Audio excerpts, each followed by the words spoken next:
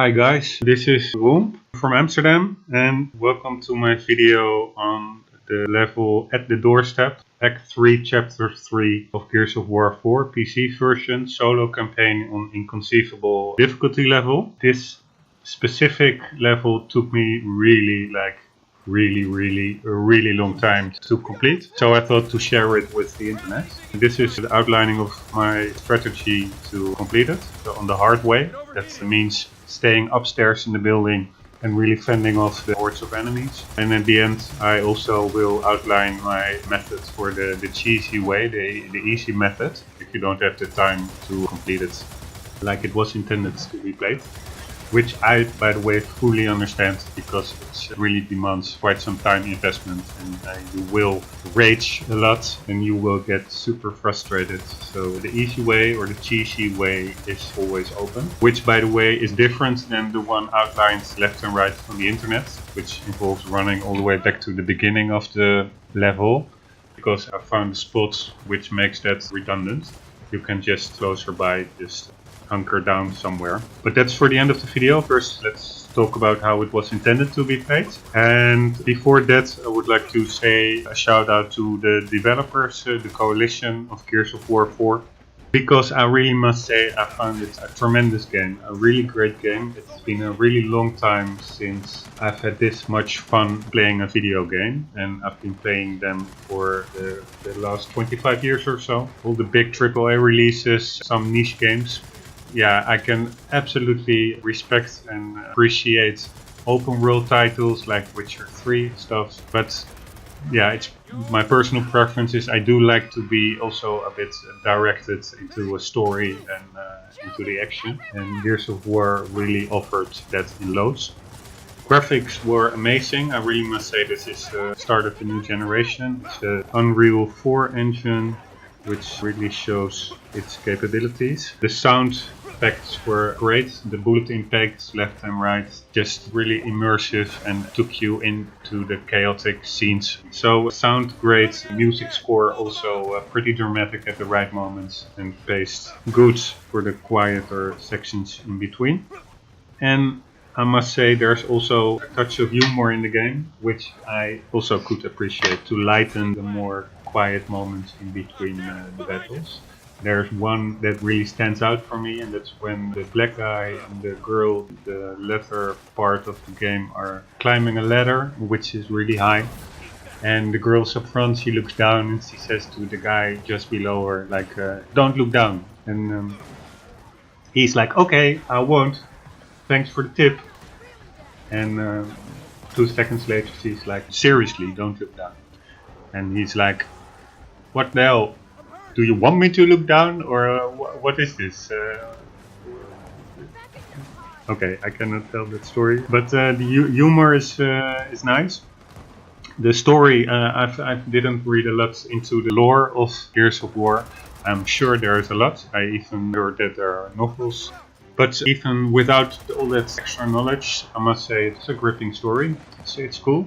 This war between the species, cool story. The guns are punchy. You really feel like you're spitting out bullets. And the game had quite some oh shit moments, like holy shit, what's happening now? And not even the big set pieces, but also just in regular gunfights, the AI reacting in ways that is surprising or that you didn't expect. Like being almost out of health and then you hit this perfect headshot, or the guys are flying over their cover in spectacular ways. So it really had a lot of these action, adrenaline filled moments, so really cool. One last thing on the graphics, one point I wanted to mention is that they did a hell of a job. Of course it's the Unreal 4 engine, which enables elaborate effects, but it's also the art design and the attention to detail. For instance, the enemies this time around are more organic compared to the locusts. The swarms are more like a fleshy out, and they're connected through this web of veins which is spread out across the universe, or I don't know what the name of the country is where it takes place for the location, but anyways, there's a lot of fleshy veins all over the place, and cocoons where the juvies are being brought into maturity, but they really did a great job of making it feel organic. Like, it feels fleshy, it feels moist. I don't know the technical terms, but I'm sure a lot of you know what I'm trying to say, but the reflection of wetness really carries over well. And also the attention to detail. If you look at those veins, also the smaller ones, they're actually pulsating. So it looks like some kind of heart is pumping fluids through it. And it really looks like, although pretty static, it looks like something that is alive and kicking. So respect to that. And also the materials, besides the more organic matters, the more mainstream materials like wood and metal and copper, it's all really well done. I mean, metallic really has like this metallic shine in the game. There's this church where you light several lanterns. They're connected with copper piping, and the copper, the color is just spot on. And also wood, a lot of games have like this wooden materials, they look too shiny, and in Gears of War 4 it really looks like dry wood. So my hat off to the coalition for crafting like this cool universe which immerses you into it with like this action-packed story and cool game mechanics which really feel like you are shooting holes into many drones and other things. So hats off to them. So it's a cool game, but I must say there are a couple of sections in game which have like this spike in difficulty on the insane difficulty level and inconceivable difficulty level, which really is almost a bit too much in that it doesn't allow you to complete it by skill alone. There's definitely a big factor of luck coming into play, and that is actually a bit unfortunate. So those sections, they require patience and perseverance because the cards need to be handed out right for you to succeed. Besides having to demonstrate a certain level of skill, the game must not throw like 5 enemies simultaneously onto you because it's simply impossible to defend that and it will be game over. So there's a certain element of luck involved in certain sections. One section in that aspect is this circular room where you're fighting a pouncer, and the juvies are also coming from left and right in several waves. And it all depends on how the cards are dealt, determines whether you will succeed or not. Because simply if you are attacked by a juvie up front, you try to melee kill him with your retro lancer, that takes some time. It's not an immediate super quick control scheme. If at that same moment a juvie tries to hit you in the back of the head, it's simply game over. And you cannot do anything against it. There's not that much cover, and taking cover from juvies is no remedy in itself because they will still kick you in your head and you will still die, as opposed to gunfire from which you can take cover. Another section is like this, I think it's in the catacombs, this big, deep rectangular room where you're fighting off mainly drones, and in the back also some sniper drones, which took me many retries on Insane, because the drones, they are simply super aggressive and they have like this 30% chance of rushing you, and being rushed at Insane difficulty level simply means game over. There's hardly any chance that you will be able to defend it by hitting the B button. So that's also like a game of dice. But those two examples, they pale in comparison to At the Doorstep, the level which we're going to discuss. Because that's one level extra as regards the amount of enemies you will encounter, the duration of the fight, and following from that the amount of luck that is involved, and also I must say the amount of skill, because you do have certainly a hand in the outcome, just not like 100%. I've played At the Doorstep on Inconceivable, which I must say it's marked in game as being the hardest difficulty level.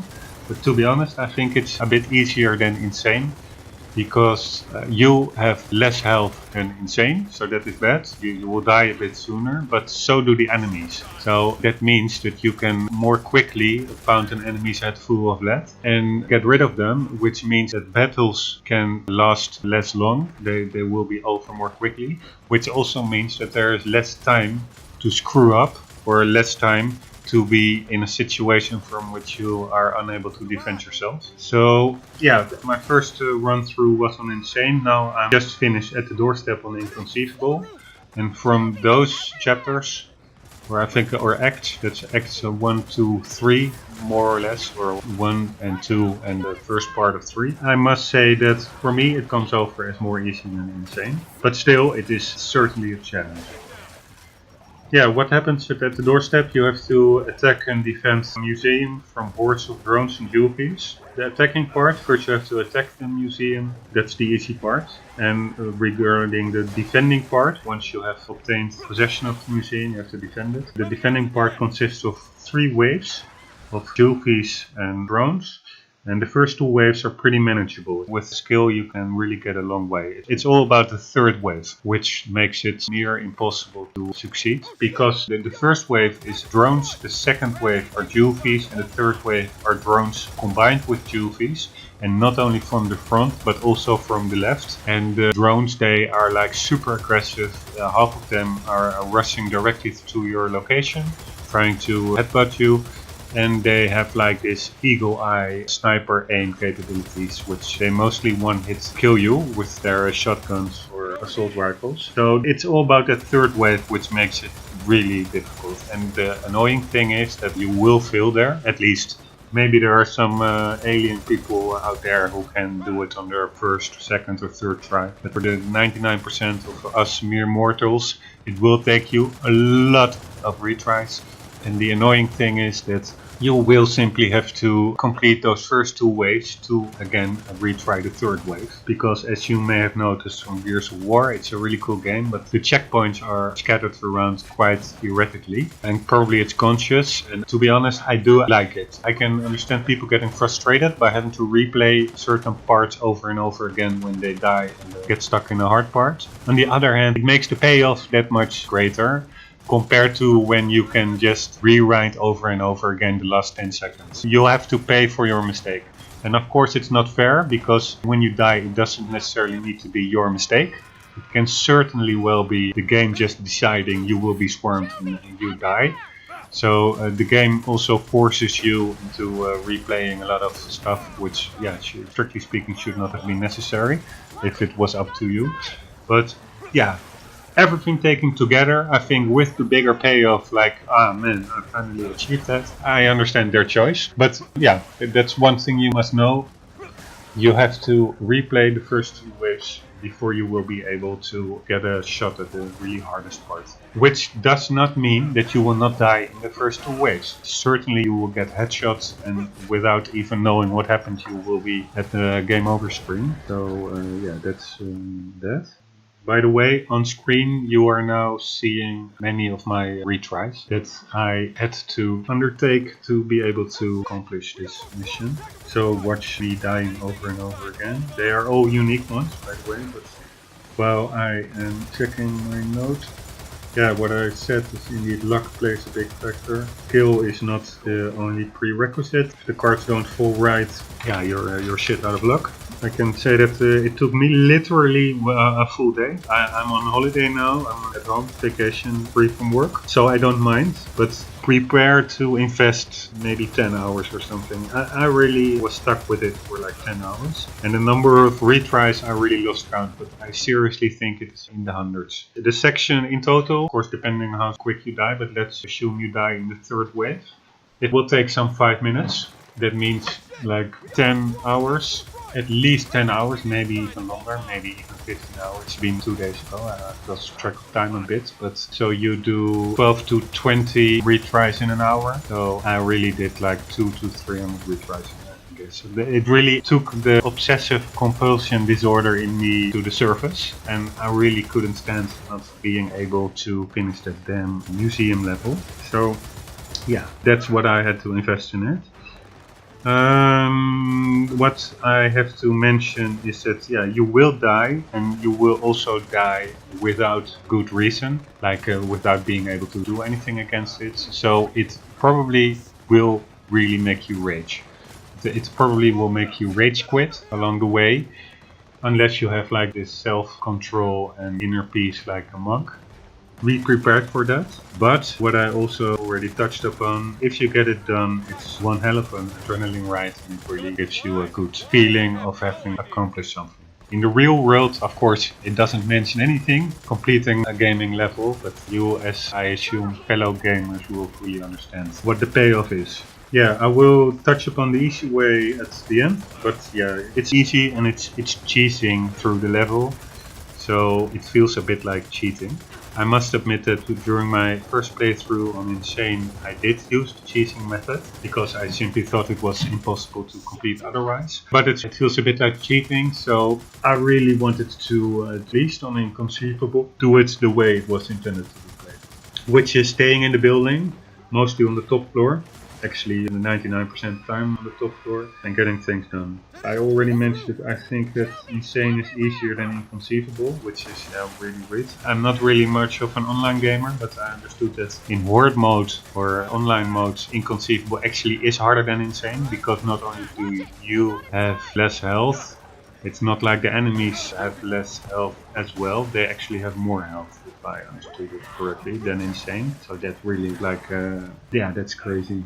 The enemies on Inconceivable are less bullet sponges. They still take some hits, but as you will see in my walkthrough, I kill a couple of rushing drones with not that many shots, so that's good.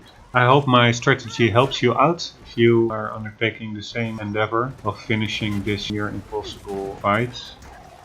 Let's quickly run through it. Oh yeah, one more thing, it's absolutely not the case that I think my strategy will be the only one. It's just I did do quite some trial and error, and in the end this was what managed to let me succeed, and what I also think is the most efficient and consistent way of playing, which consistency is also a big part, because you have to retry a lot. So you have to try to minimize the luck factor, otherwise you will get totally crazy if you have to do 50 retries and every single run is more random than the other. So you do have to find some fixed mode in which you tackle the attackers. As said, you have to first attack the building, which is relatively straightforward, so I will not go into it. The video is solely about the defending part. It consists of 3 waves. The first wave consists of some 20 drones. They attack you from the courtyard down below, while you are up on the first level. The second wave is some 20 to 30 juvies, also attacking from the courtyard. And depending on how well you manage to fend them off, they will also enter the building from the front, and via the stairs they will also come at you from the back. Then there's this third wave, which consists of 4 or 5 very aggressive drones. They will enter via the stairs at the back. Just before they enter, 5 or so juvies also come through the front. So that is not a lot, but even a couple of juvies means you cannot, while you're also being attacked by guys with guns, safely, comfortably take cover behind whatever, because the juvies will just jump over it and hit you on your head, killing you. So the third wave is first a couple of juvies, then 4 or 5 very aggressive drones. Then some 20 seconds later more juvies come through the front. It all goes really fast, this section. What I also told you, the full 3 waves takes about 5 minutes. So let's say this third wave only takes a minute or so, or a minute and a half. So it's really about seconds. Some 20 seconds after the aggressive drones enter, some more juvies come to the front. And some 20 seconds after that, 4 or 5 juvies, they bounce in from the open roof in the back. So that's what makes wave 3 this chaotic. Like a mix of enemy types, and they also don't come in all at the same time, they come in spread over time. Lastly, there will also be one last drone who will come in through a previously unopened door at the first floor at the left side. So yeah, it's a frantic fight. Okay, my strategy in short: 1. Use the red lancer as your primary weapon because of its ability to one-hit melee kill the juvies, which is really important. I mean, shooting them is certainly an option if they're quite a distance away from you, but up close you really have to melee them and be able to kill them in one hit. There are grenades scattered around the museum, 4, and I was still in possession of 2, if I remember correctly. I used them. They are vital. And there's also this boom shot weapon, which I also use and advise to use because of its area of effect mechanics and big damage that it deals. So that's also lying around in the building. Furthermore, in the building there's on the first floor where you are, there's this machine gun turret, which I also actively use for 3/4 of the first wave. Not everything, because the last quarter you need to do some preparatory work for the second and third waves. But for the initial part of the first wave, I used the machine gun turret. So in short, use the red fire lancer, use the boom shot, use the grenades, and use the turret. That's the strategy in short. I'm being a bit repetitive, but yeah, you will die even with this strategy. I died 200 times or something, so it's quite mental. In the video, of course, I'm showing you also many of my deaths, but if you would only look at the successful run, it may look pretty easy. But rest assured it's not, and it's really like heart-pounding stuff when you are not quite sure whether you killed everything or you are still being rushed from behind, so it's quite intense. I think also that's not really a technical strategy but more a mental tip. Perseverance is key, learning from your mistakes is key, and accepting simply that luck is a part of the equation. Those three elements I think you also need to be able to go through this level. So perseverance, learning from your mistakes, and luck. And actually also being able to improvise on the situation, because not every run through will be the same. It all depends on how the grenade falls, how many dupes it kills, which determines how relaxed or how frantic it will become upstairs in the museum, and you have to adapt to that situation. So improvisation is also a skill that you need to tap into. Okay, the first wave, it's sprint to the turret. By the way, I'm now just reading out my strategy. Afterwards I will show the clip and I will give live commentary on it. But then you will know what was the thinking behind the run. So the first wave, you sprint to the turret, be quick there so you prevent drones from taking cover and start taking shots at the first two guys to the far right who are coming in. Then shoot any other incoming drones, and meanwhile also flatten the destructible cover. There are 3 destructible covers that you will need to target. The first one is the wall close in front of you. It consists of 3 sections, which you have to take I think a full clip to get down. Then there is a wall a bit further to the left of the wall you started destroying. It's the right section of that wall. It consists of 2 sections. The left one is indestructible, the right one is destructible. And yeah, this one is not that important, but to the right of the first wall you destroyed, there's also a single section that you can destroy near where the first 4 drones came in. You can take that down as well. Why do you remove the destructible cover?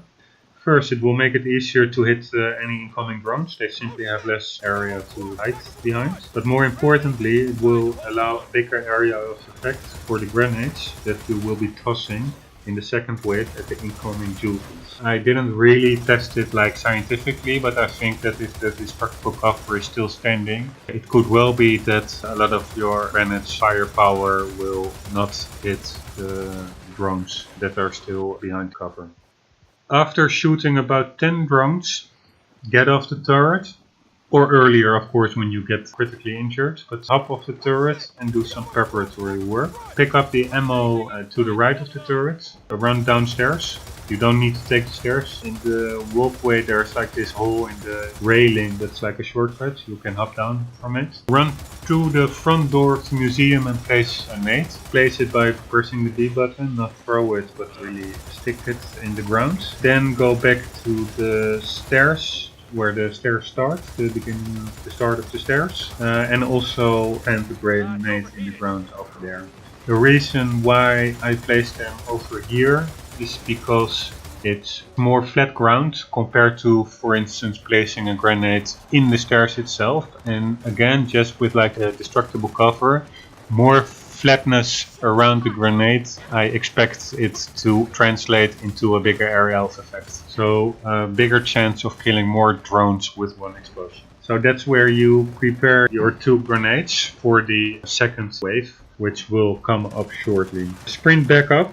You do have to do it all pretty quickly because you're not sure whether your AI buddies, your squad mates, are finishing the first wave, and then the second wave might start before you finish preparing, which actually means you should start over because you will not make it through the second wave otherwise. At least I wasn't.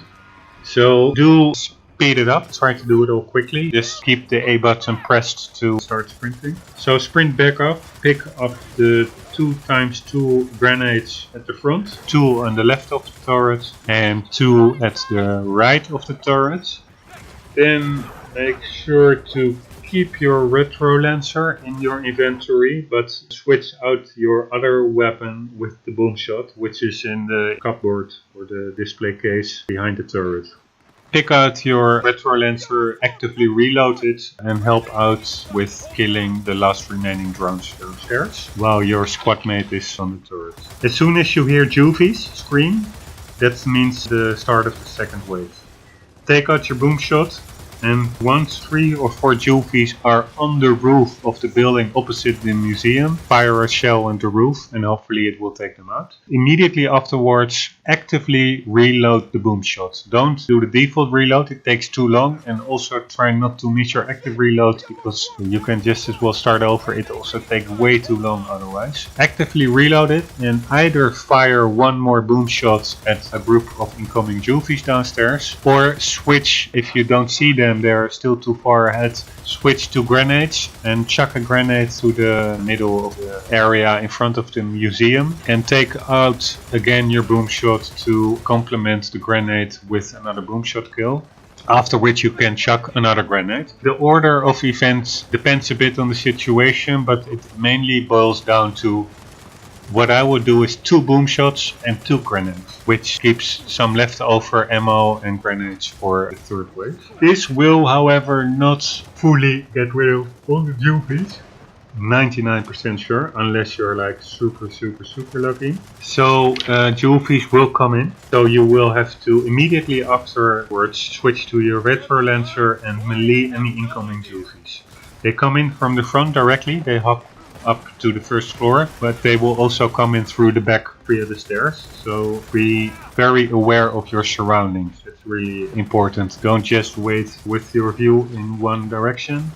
Be omnidirectional, so to say. That's also, by the way, a key thing that you will need for this fight. It's speed and movement. Be aware of your surroundings and don't stay in one place too long. That's important. Also, now after you started meleeing incoming juvies, I wouldn't stay too long at the front. I would just maybe pick up the first 2 or 3, then sprint back to the back of the museum, because more will be coming in and you'll have like this magnetic attraction to them. They will gravitate towards you instead of your squad mates, which, yeah, it can become undefendable.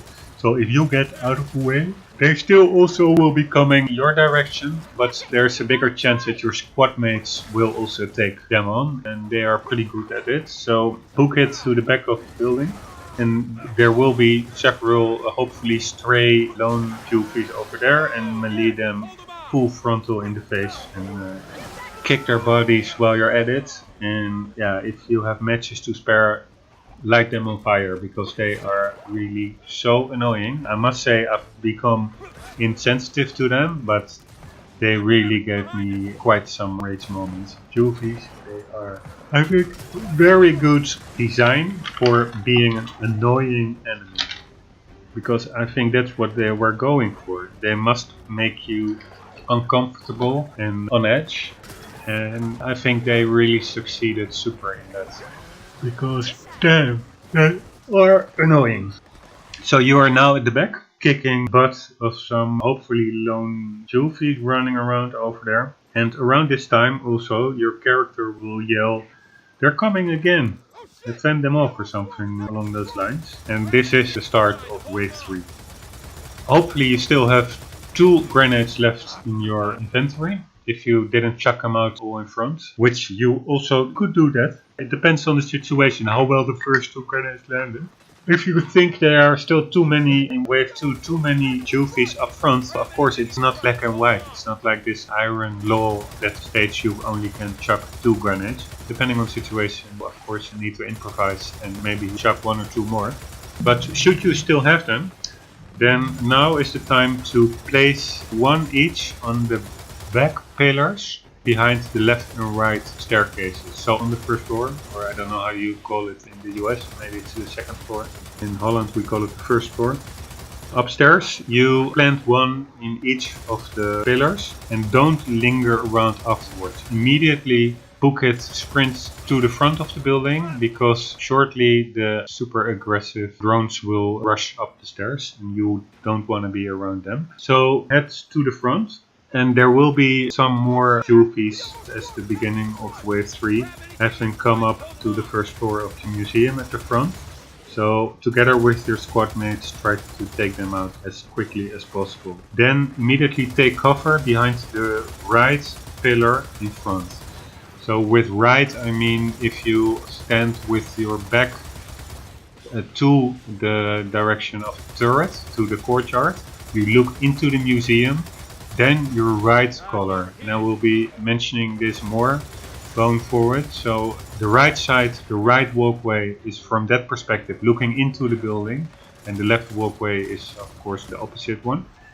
So take cover behind the right pillar, and then take out your boom shot immediately, and during this time drones should be coming up the stairs, or maybe are already upstairs at the back, and depending on where they are, fire 1 or 2 boom shots at them, hopefully damaging or maybe even killing 1 or 2 of them. This of course combined with the planted grenades at the back pillars should increase your chances of taking one of them out. That being said, it could also very well be that a stray Julfi activated the grenades at the back, which is super annoying, because a stray Julfi you can kill easily. You prefer to have that grenade do its magic on the super aggressive drone. But yeah, it all goes very quickly, so that's also the luck factor that comes into play. It's not like a game of chess where you have everything in your own hand. So just hope for the best that the grenades are still there and that they are being triggered by the incoming drones. So you fired 1 or 2 boom shots at them. The boom shot, it's not even like a prerequisite. I must say the Lancer, Retro Lancer, is also pretty effective at damaging them. But yeah, going by the looks of the weapon and the impact, I must say the boom shot should deal more damage, at least in a single shot. Although I must say it underwhelmed me a bit. I've hit drones like at the front of their feet and they kept on walking, but yeah. I would say go with the boom shot, but the Lancer is also an option if you don't have time to take out the boom shot, because sometimes it goes so quick and the control mechanics of Gears of War 4, they are pretty slow in my opinion. It's really like taking a moment to switch weapons, pushing the D-pad left or right or whatever it is. It can simply be a couple of seconds that you don't have to spare. So if you don't have to spare it and a drone is rushing at you, simply take out your Retro Lancer and put some lead into his forehead. I think it are 4 drones. I'm still not really sure about whether it are 4 or 5. In the video I think I killed my successful run. I killed 4, but I did see something at the front while I was at the back. I think was also a drone that was taken care of by the squadmates, but I can't really tell for sure. It are at least 4 and maybe 5. They most of the time split up evenly, with 2 running from the back over the left walkway and 2 rushing in of the right walkway. If you didn't manage to damage them when they came up the stairs, try to take them out, the ones that are rushing in or standing in the right walkway or taking cover behind the right walkway pillar at the back. Try to take them out. As soon as you have done this, immediately sprint back to the back, because more Julfies will be around this time popping in from the front, which will prevent you from taking cover, which will most certainly keep you open from enemy fire of the incoming drones, which most of the time one shot kill you. So book it back to the back part of the museum. Yeah, in my case there was still a lingering drone, or maybe that's the 5th one that comes in a bit later, was near the stairs at the right, so I killed them. But if there is no drone anymore, most of the time what I said, they split up equally, 2 left, 2 right. If you took out the 2 on the right, you're sprinting to the back, then most likely the 2 on the left, they are at the front part of the left walkway. So you go to the left walkway from the back, take cover behind the back pillar, and try to assist your squad mates who are most likely dealing with them from the front. From range, the retro lancer is quite effective. You can assist them with taking them out. But again, also here, don't linger long, because within 10 or 20 seconds more Juvies will pop in from the hole in the ceiling at the back, more or less where you are now. So after 10-20 seconds, take the left walkway and try to rush to the front while firing if necessary to take out the remaining drones there. After you are back to the front and assisted your squad mates in taking out the remaining Juvies and the remaining drones, go back to where you initially took cover behind the right pillar at the side of the pillar of the walkway, not at the front of the building. Because now one last drone will come in from the left walkway side door, which was previously closed, which is also your way out of the level once you completed it. But it will now be opened by one last aggressive drone.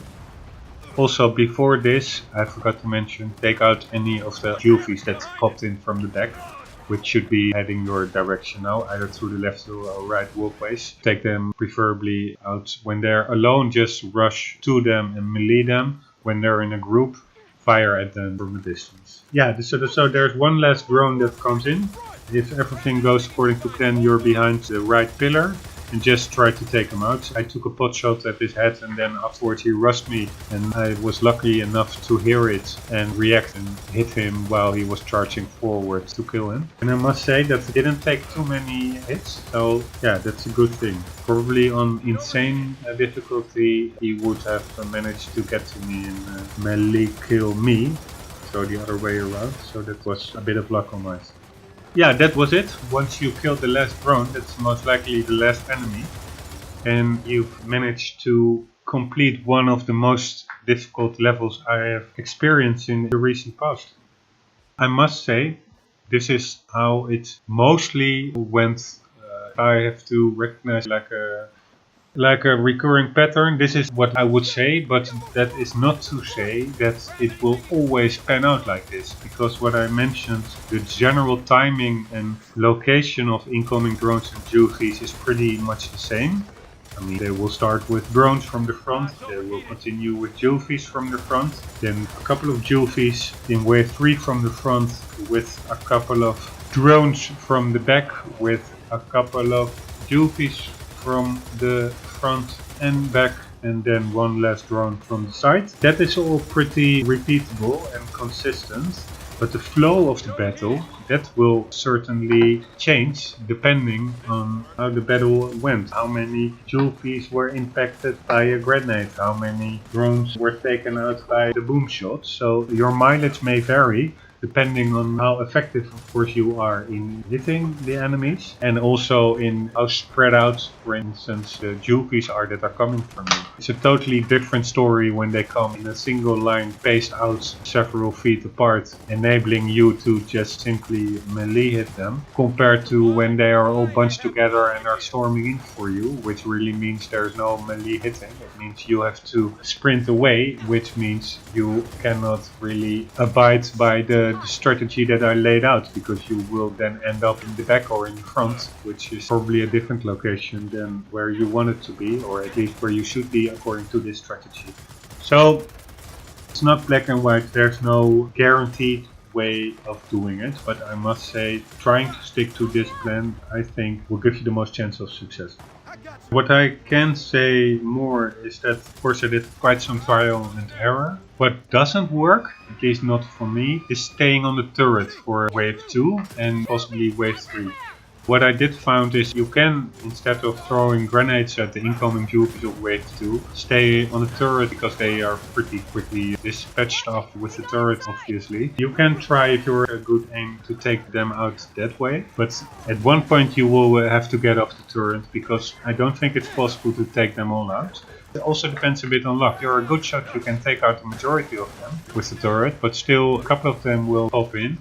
And if they are being dealt with by your squad mates and they will not attack you, that really increases your chances of staying on the turret and even taking shots at the beginning of wave 3 at the incoming drones, which will also come in from the front courtyard. So theoretically you could take them out via the turret. But I must say I tried a lot of that, and I think there's a bigger chance of success of letting the incoming drones of wave 3 come enter the building and take them out from there. Okay, that was the outlining of my strategy. It was a lot of information. Now I think it's good to run through the successful attempt with some live commentary as a recap of everything we talked about before, like a conclusion of the whole video. Okay, let's start. I immediately sprint to the turret. Why do I sprint? Is because I've been playing this level for like 200 times, and each redundant, time-wasting stuff at some point you really want to avoid. So no more strolling around, no more running regularly around, but sprinting whenever possible to compress as much action into as little time as possible, because you're not sure whether you'll have to replay it another 50 times.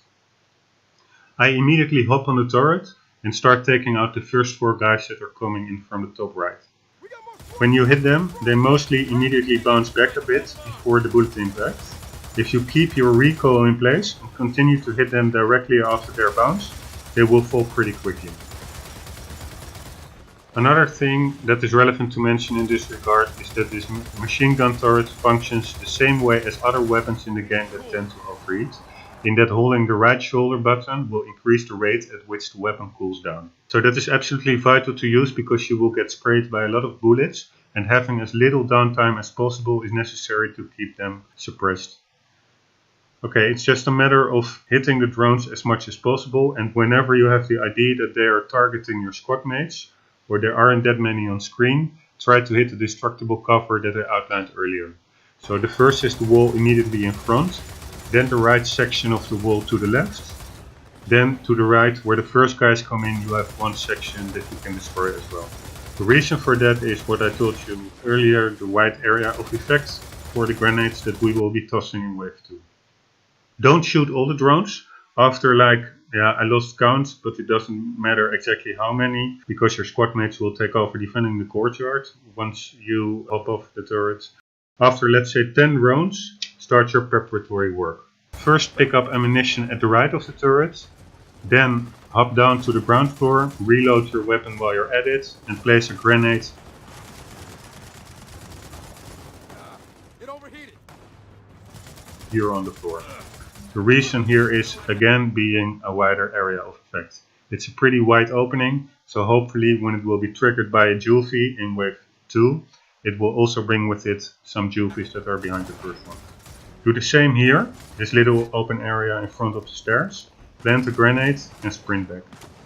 Try to do this also as quickly as possible, because you're not sure up front how long your squad mates will take to finish up the remaining drones, and as such, you're not quite sure when wave 2 starts.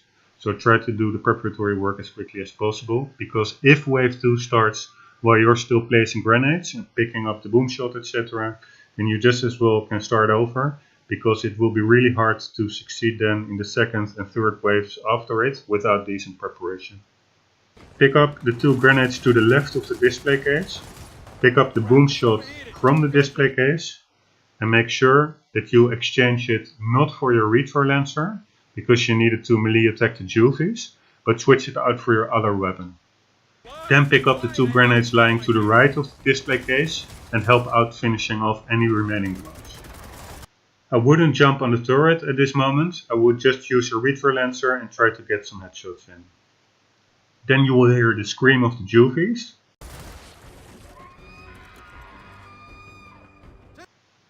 signaling the start of the second wave. That starts off with Juvies sprinting from the roof at the building opposite the museum. As soon as you see 3 or 4 Juvies on that roof, fire a boomshot shell at them and try to take out as many as possible. If you see another good concentration of Juvies, like a little group of them, you can either, as I just did, fire a boomshot shell in them, or if they are still scattered around, just chuck a grenade in the middle of the courtyard, which should have quite a good area of effect, because of all the cover points that we removed with the machine gun earlier. Chuck a grenade or two, it also depends a bit on luck how this part pans out, how effective it will be. I would chuck 2 grenades with a couple of seconds interval, depending on where the juvies are at the moment of throwing the grenades. Then fall back and prepare to kick some heads of those annoying juvies. If you see them alone, really be aggressive, because you really can take them easy, but always be aware of your surroundings. If there are more juvies coming at you at once, try to get out of the way and take them on from a distance, because chances that you will get stumped to death are really high. Place your 2 leftover grenades on the back pillars and sprint back to the front of the museum, taking out any stray juvies along the way that you may encounter. Run to the right pillar and try to immediately take a shot at the drones coming up the stairs.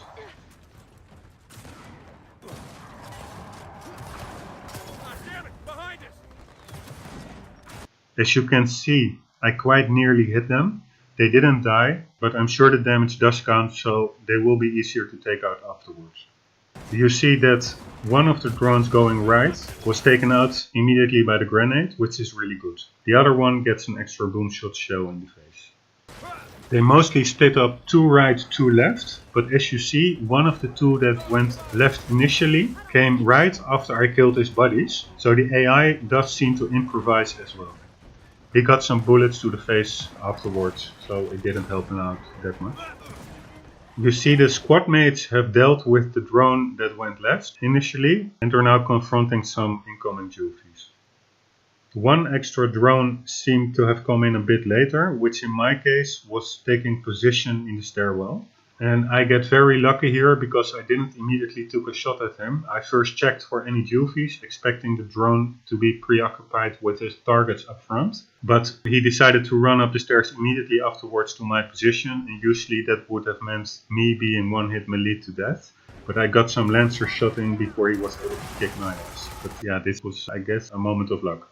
After killing the drones, don't linger in the back too long, because juvies will pop in from the hole in the roof at the back. Get back to the front where your squad mates are busy and take out any stray juvies.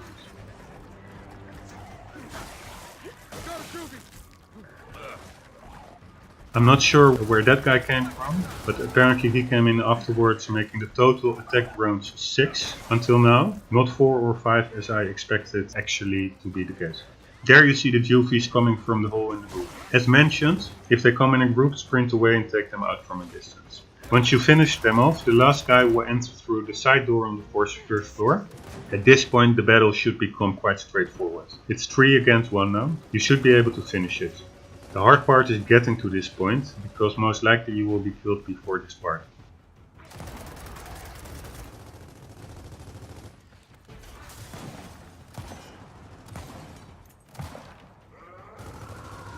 I was able to stop him in his tracks while he was watching me, and yeah, that was that. The successful conclusion of At the Doorstep, which literally took me like ages to complete. Literally 1 full day, but figuratively speaking ages. So yeah, for me it was quite an accomplishment. This is also some happy firing to relieve some of the tension, because although it may not look as such from the screen, this really was a very intense battle playing it.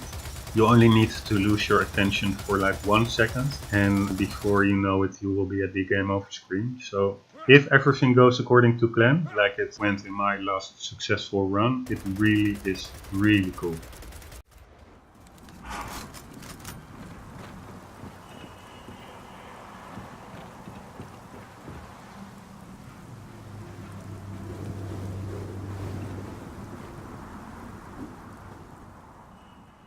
We'll now still play the successful run from start to finish without pausing it, so you can see how it went in its entirety. Maybe you have a different strat, that is certainly possible, and I'm actually really curious. So if you decide to take on the challenge of doing the At the Doorstep level the way it's supposed to be played, then please upload your vid to YouTube, because I'm really curious. And also, especially if you have like a totally different strategy that is just as effective, or maybe even more so, I would love to see it. So please upload your successful run. Yeah, that was about it. It was longer than intended, but I was very happy to be able to succeed. And I'm also really happy to be able to take some time and reflect on it through this video and to actually talk those damn motherfucking jewelries out of my system. It's of course meant to help you out if you get stuck, but it's just as well, I wouldn't say therapeutic for me, but it's at the least been very fun to talk about because goddamn, this is one motherfucking difficult level. So yeah, I hope it was fun for you. It was certainly fun making this video. It was actually my first voiceover video on YouTube. And hopefully I will make some more in the future, and maybe even more also of Gears of War of other sections.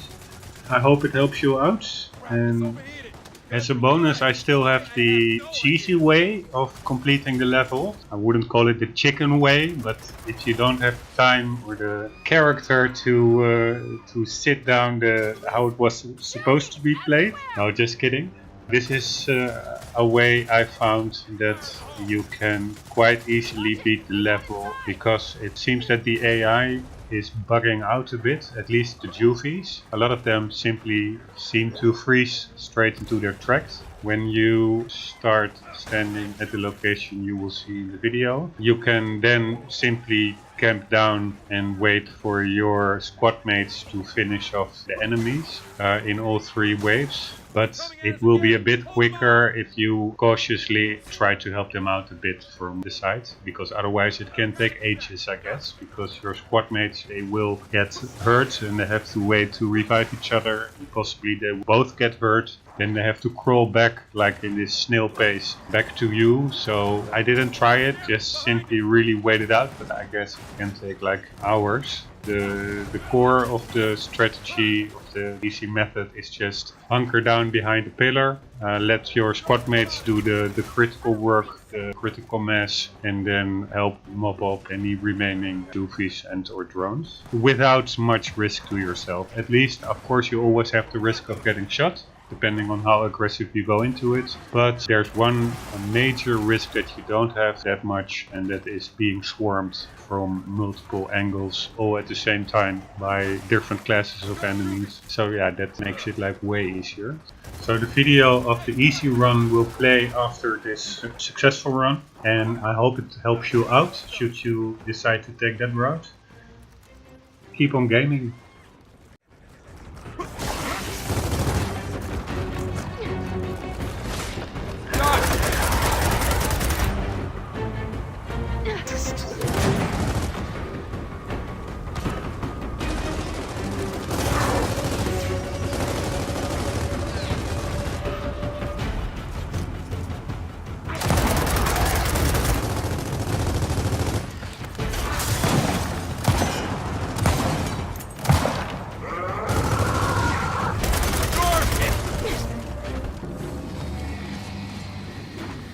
That was one hell of an exhibit. But it looks like it's over. Finally. Then let's find a way out of here. I got something for their suggestion box. Worst museum